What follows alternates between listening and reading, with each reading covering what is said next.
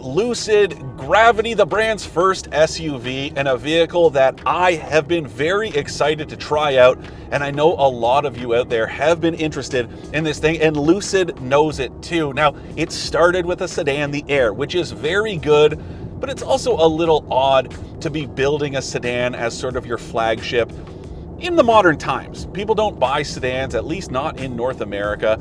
So really, this SUV has been the one people have been waiting for. Now, I do understand, dynamically speaking, it really does set the tone for the brand because it's lower, it's leaner, it's also more aerodynamic, which means it's gonna be more efficient, but this is the one that matters most, and this is the one that's sort of the make or break for this brand. It is so very important to get the Lucid Gravity right. So how did it do?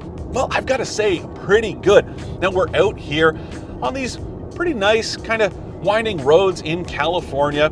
We're north of Santa Barbara. I'm going to tell you guys, first and foremost, these massive wheels and low profile tires mean you can really hear just how porous this pavement is. And oddly enough, there's quite a bit of powertrain noise. Now, it doesn't bother me, and it's really noticeable when you don't have the radio on, but it's something you might not expect for a six-figure luxury EV. Again, not too bad, but it's not quite as quiet as you might expect or hope for if you are shelling out big bucks. This one I'm driving is the Lucid Gravity Grand Touring, so the top trim, the one it's going to launch with, and it starts at $134,500 in Canada, but it's pretty easy to run it up to about 170 grand before freight and taxes once you start adding options like massaging seats, as well as advanced driver assist systems and the upgraded air suspension. All of that stuff does matter. Most of that stuff is in this one I'm driving, and it does make it a better vehicle, but it makes it even more expensive. And then that doesn't even get into the matter of tariffs, which is a whole another ball game that I don't even want to get into right now. But you also have to worry about luxury tax when you are looking at a vehicle this expensive. So those are some important facts to keep in mind. Let's talk about some of the other important stuff that makes this Gravity so special.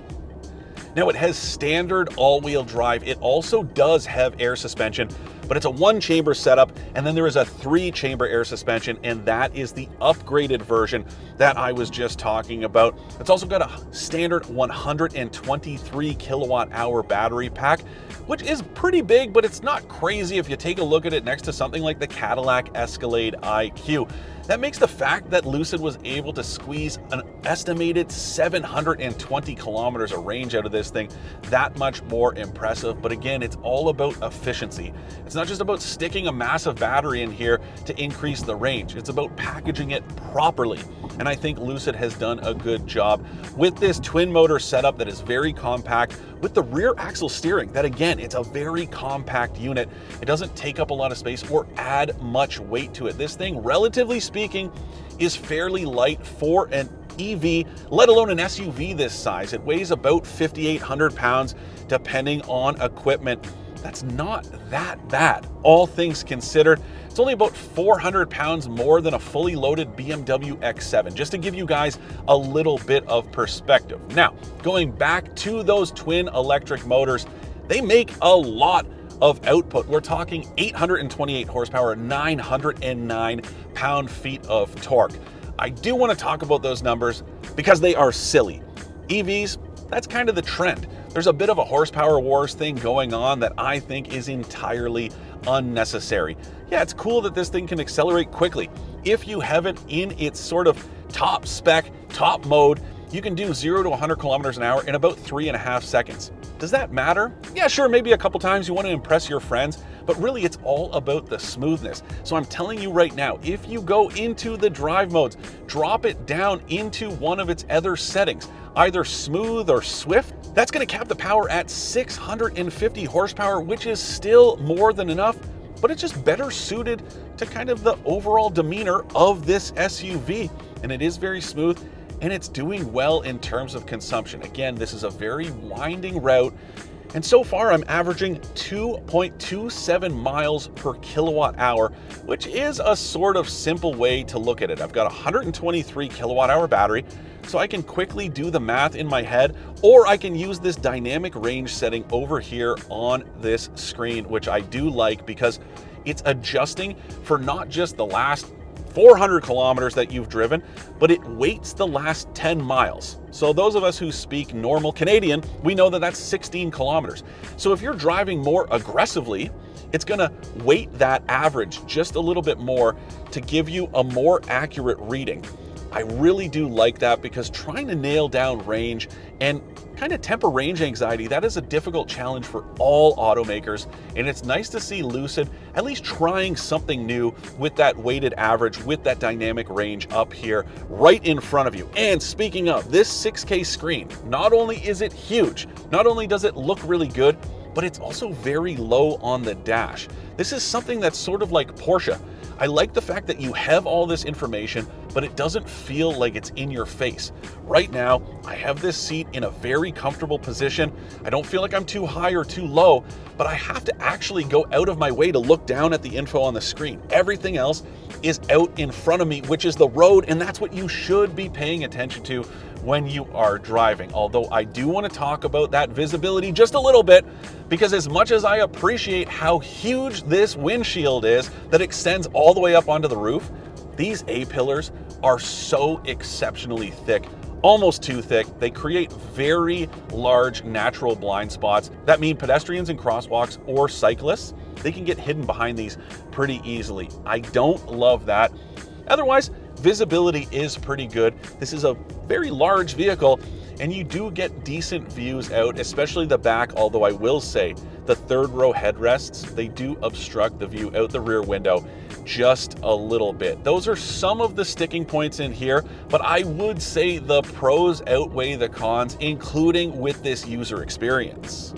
So like I said, you've got this 34-inch 6K screen up here on the dash, and then you've got this touch panel down below. There are still physical controls for quick access to stuff like fan speed and temperature, but I do really like all the ways that touch controls have been integrated into this panel. And I also like some of the added features. I like the fact that the vehicle you see on the screen is the actual one you're driving. Too often with these kind of 360 views of the vehicle, it's just a generic one. Maybe it's the halo color, maybe it's just something generic like white. I like the fact that if you buy a green Gravity, it's a green one on the screen and you can move it around just by touching it. That is very cool. It also recognizes if you open the door, and the door here on the screen will open to reflect that. Very cool. It's those little things. And those are the sort of experiential moments that you take a look at and say, this is what you're paying for. It's not just the technology here that is unquestionably good with this Panasonic developed battery, with these electric motors, with all the range and efficiency, with the driving dynamics. Everything about this is very good, but it's the little things that are going to help push it over the edge. They're going to help impress, and that's what this user experience does. I really like what Lucid has come up with this kind of version 3 of its user experience. Now, I should also point out that Apple CarPlay and Android Auto are part of the package, or they will be. These ones we're testing, they do have them, although they are sort of in their last regulatory hurdles just to get those final signatures, make sure that they are approved for use. That means if you buy an early version of the Gravity, it may not have it, but they will get pushed through over-the-air updates, and that is something that Lucid is very big on. It's going to constantly be improving the experience in here. It's not just updated features, it's about making it better based on kind of time. You guys all know, whether it's vehicles, computers, gaming systems, even furniture. There's stuff that you buy, you like, and then you go, oh, if only it had this. If only it had this extra little thing. The nice part is, Lucid can change that stuff based on its own research as well as owner feedback, and I do appreciate that approach to this vehicle and others, and just generally speaking. I like the way Lucid has developed this. Stylistically, I do think it looks like an SUV version of the Air in the best ways. You have that belt line that's very flat and low. It looks good, you can tell they are related, and I think that's important for any automaker, but especially one that's trying to establish itself like Lucid is doing. But then when you take a look at its approach to the vehicle's development in general, it did talk about benchmarking other vehicles like the Rivian R1S or the Porsche Cayenne. That all makes sense. But they were talking about it in the sense that instead of trying to replicate one of those in electric form, they really wanted to make this a spiritual successor to the Lucid Air. I think that's important, and I also think that their engineers and designers have done a good job. This thing does feel like an evolution of that vehicle. It's just an improvement in all the right ways, and importantly for our market, one that is going to appeal to more people. Yes, it is expensive, but if you are shopping for an EV with big range and big space, I would definitely put the Lucid Gravity on my short list.